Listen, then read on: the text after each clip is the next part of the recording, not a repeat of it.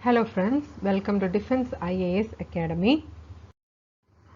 Today's topic is Indian philosophy, the orthodox and the heterodox schools. We are going to discuss in detail about the various schools that are coming under the Indian philosophy. So let us begin. The Indian philosophy or the Hindu philosophy. So it's generally classified into nine division is like 6 and 3, 6 orthodox schools and 3 heterodox schools. That is, orthodox can be called as Astika schools, and the heterodox can be called as Nastika schools. The difference between Astic schools and Nastic schools is that these are two branches of Hindu philosophy schools, and is based on recognition of Vedas. The school recognize the authority of Vedas, while heterodox schools doesn't believe in the authority of Vedas. Okay.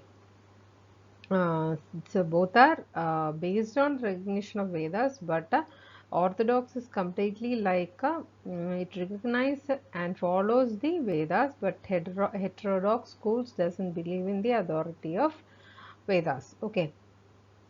So out of these 9 systems, that is 6 orthodox and 3 heterodox, the 9 systems, 8 are aesthetics, means there is no place for God in them, and only one, which is the Uttara Mimamsa, also called as Vedanta, has a place for God in it. I would like to add one more thing about Indian philosophy. You may be wondering what is Indian philosophy or the Hindu philosophy. The Indian philosophy refers to the philosophical traditions of the Indian continent. Okay. So the classifications are like 6 orthodox schools and 3 heterodox schools.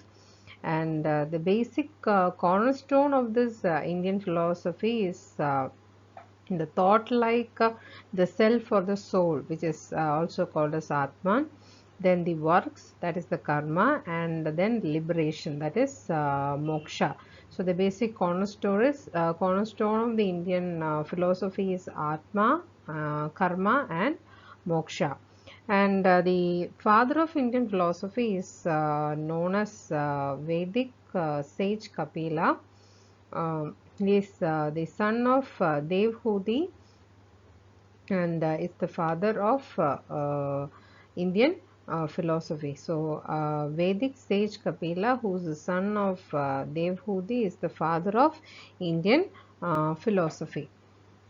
So, I hope this thing is clear for you. The Astic and the Nastic schools are dependent on Vedas or is based on Vedas, but Orthodox are completely based on Vedas, while heterodox doesn't follow or doesn't believe in the authority of Vedas. Okay.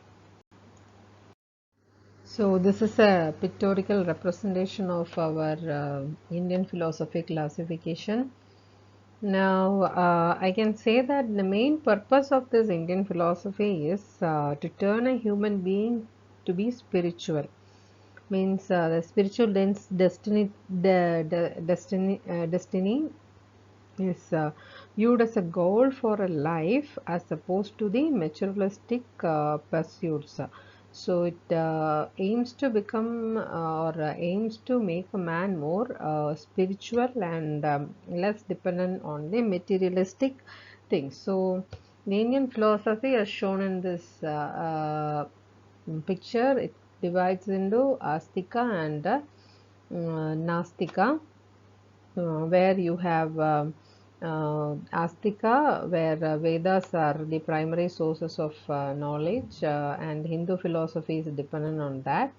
And in Nastika, it is like rejection of Vedas, that is, Vedas is not a primary source of knowledge. The classification of Nastika comes like Buddhism, Jainism, and Charvaka.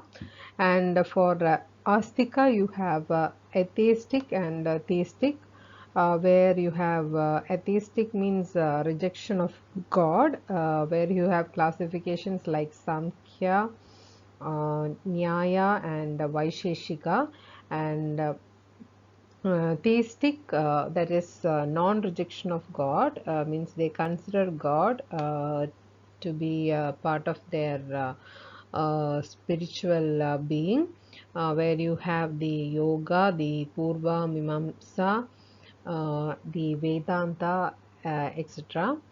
Um, so this picture can be thought of as a mind map for you IAS aspirants. Please, you can keep this figure in your mind so that all the theory part comes to your mind as soon as you remember this picture. So let us move on.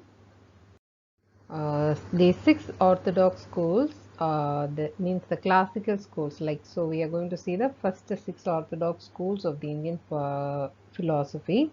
The six schools, also called as Shat Darshan, are Samkhya, Yoga, Nyaya, Vaisheshika, Purva Mimamsa, and Uttar Mimamsa. That is Vedanta. In this, the first five are totally aesthetic, doesn't believe in God, or doesn't take any spiritual being. The Uttar Mimamsa, or the Vedanta, is the only classification in this which considers God, okay, or gives a place for God in their um, philosophy.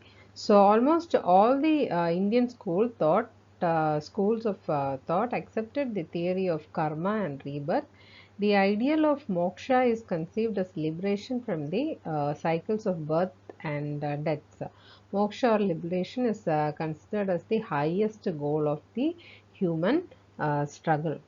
So let's see all these six orthodox schools one by one. First comes the Samkhya philosophy.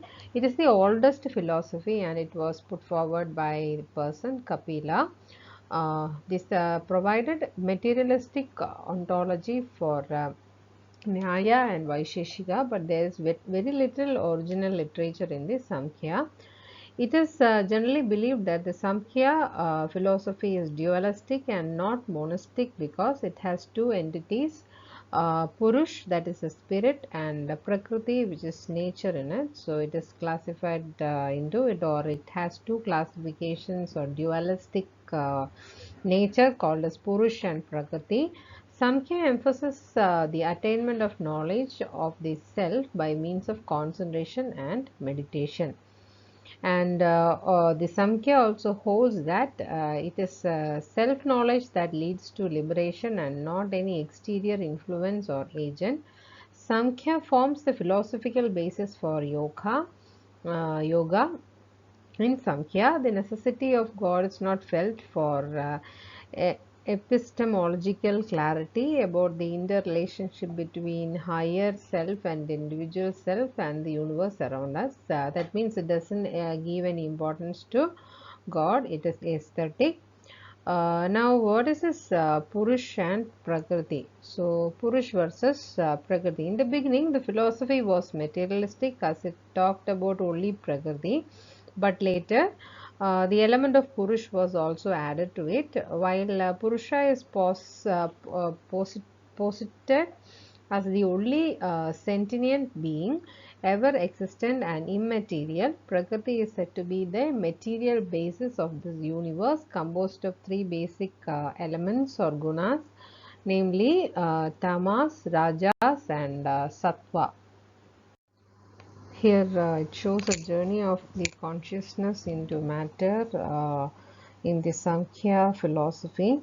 We have discussed that Sankhya philosophy is dualistic. You have a Purusha and a Prakriti,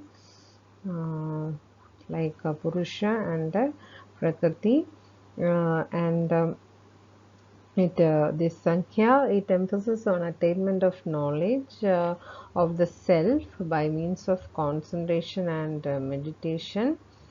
So it believes that self-knowledge leads to liberation, that is moksha, and it is not any other exterior influence or any exterior person that gives us moksha. And here you can see that the Purusha or Prakriti are two subparts of the Sankhya philosophy or the dualistic nature. And the Prakriti, the Purusha, it doesn't change. Uh, it is ever existent and immaterial, while the Prakriti is said to be material, like it based on a material, so it's said to be a material basis of universe. It can change, and it has three basic elements called sattva, the rajas, and the tamas. Basically, these depends upon the five senses of a human being: the sound, touch, taste, odor, and the form. The sattva, rajas, and tamas are based on the senses, five senses of a human being, and in this, the sattva can be told as an organic part, and tamas can be told as an inorganic part. Next is the yoga philosophy. The yoga presents a method of physical and mental discipline. Yoga presents a practical path for the realization of the self, whereas the Sankhya emphasize the attainment of knowledge of the self by means of concentration and meditation. Okay. That means simply, if you say yoga means realization of the yourself, and the Sankhya, where the Sankhya means attainment of knowledge of the self by means of concentration and meditation. Now, releasing Purush from Prakriti by means of physical and mental discipline is the concept of yoga. The founder of yoga is Patanjali. Yoga does not require any belief in God, although such a belief is accepted as help in the initial state of mental concentration and control of mind. Next classification is the Nyaya philosophy. Nyaya philosophy states that nothing is acceptable unless it is in accordance with reason and experience. That is scientific approach. The founder of this philosophy is Gautam, and the principles are mentioned in Nyaya Sutras. Nyaya says that the world is real and the philosophy does not follow a monist view. Nyaya philosophy relies on several pramanas, that is, means of obtaining true knowledge, as its epistemology.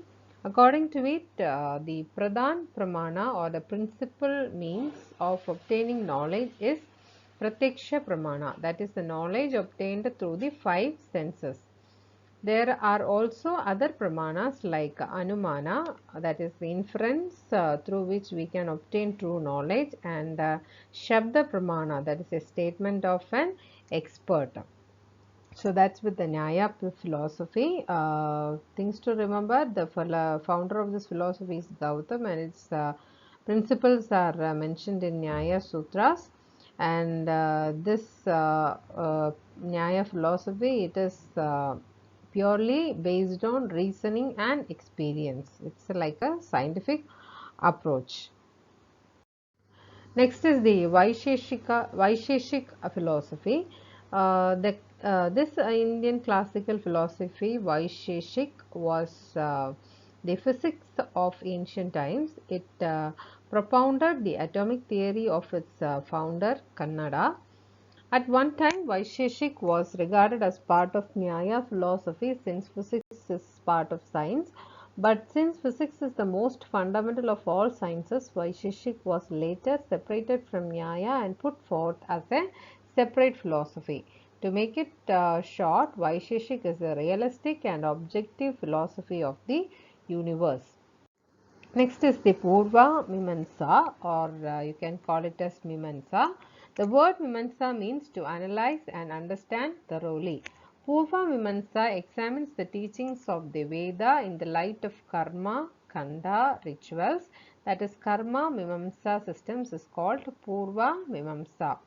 Purva Mimamsa, or briefly Mimamsa, lays emphasis on the performance of the yajna for attaining various spiritual and worldly benefits. Hence, this philosophy relies on the Brahmana or the Samhita, that is part of Vedas.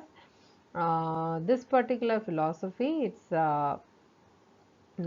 it's like it believes in God and it keeps God as a part of their philosophy.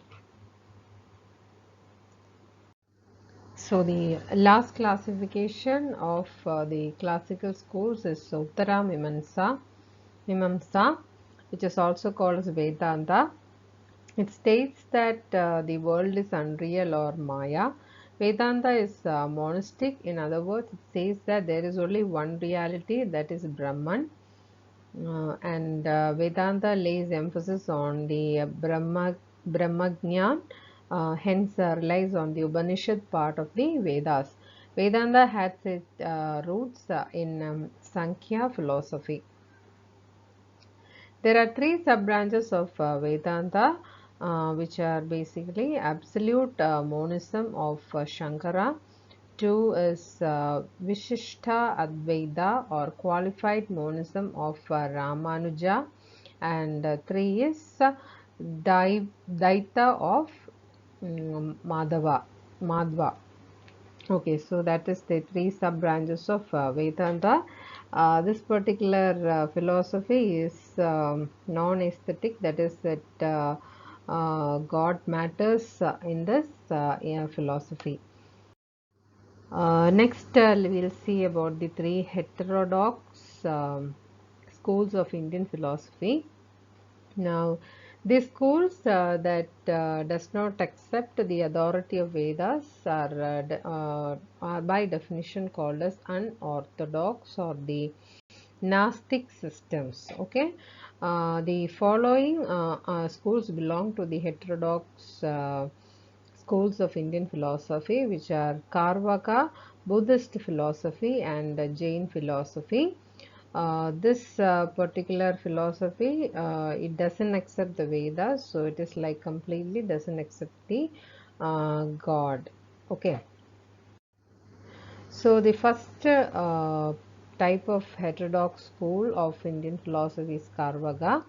It is characterized as a materialistic and aesthetic school of thought, accepted direct perception as the surest method to prove the truth of anything. It insists on joyful living.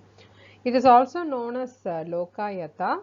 Karvaka is a materialistic school of thought. Its founder was Karvaka, author of the Brahaspatya Sutras in the final centuries BC.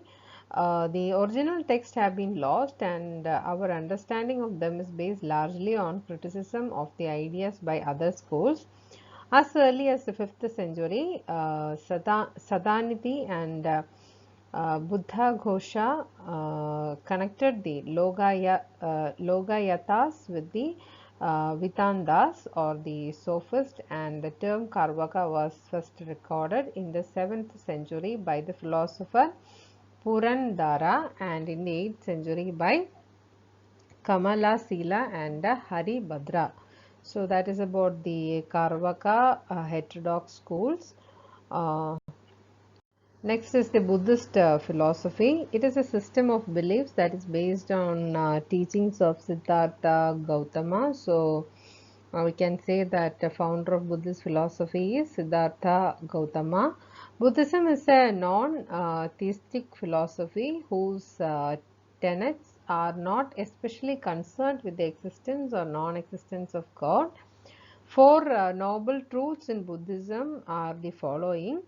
Means they believe in there is suffering, there is a cause of suffering, there is a cessation of suffering, and there is a way to cessation of suffering. The meaning of the word cessation is end. That means there is always an end for a suffering, and there is always a way. There is always a way to be found for end of this suffering. So these are the these are the four truths of Buddhism, and you can say that the Buddhist philosophy of life to get nirvana from suffering is based on following eight principles. One, it's right faith, that is, you should have a right faith, which is also called as samyak drishti. Then you should have a right resolve, samyak sankalp. Then right speech, that is samyak vakya. Right action, that is samyak karmanta. Then right living, samyak ajiva. Right thought, that is samyak smriti. Right concentration, that is samyak samadhi. Right effort, that is samyak vyayama. So these are the eight principles to get nirvana, like the Buddhist philosophy of life to get nirvana from suffering is based on these eight principles. Okay, so this philosophy, to my understanding, believes that there is a suffering, and there is always an end to a suffering, and you can always find a way for ending the sufferings. Okay, so that's with the Buddhist philosophy. Next is the Jain philosophy. This is a third heterodox schools of Indian philosophy. It is already in existence by the 6th century BC. It was revived by Mahavira, the 24th Jain Tirthankara. According to Jainism, nirvana or the liberation is obtained through three jewels. One is right philosophy, second is right knowledge, and third is right conduct. So the right conduct means you should not lie, you should not steal, you should not strive for luxury or strive for possessions. You should be unchaste, and you should not injure, that is ahimsa. So if you have these five conducts correct in you, then it means that you get liberations, like you get liberation. Along with you should also have a right philosophy and a right knowledge. So these are the basic rules or basic roots on which the Jain philosophy exists. And other than this, you have an Ajivika philosophy. This philosophy is that some like it can be classified under the heterodox system. It simply have been a more loosely organized group of wandering ascetics, the Shramanas or the Sannyasins. Some of its prominent figures were Makhali Gosala and Sanjay Belathaputta. This was an aesthetic movement of the Mahajanapata period in the Indian subcontinent. So thank you guys. Thank you for being with us in this session from Defense IAS Academy. So I hope this session on Indian philosophy is very useful for you. And if you like the video, please do share this video with your friends, and please do subscribe to the channel Defense IAS Academy.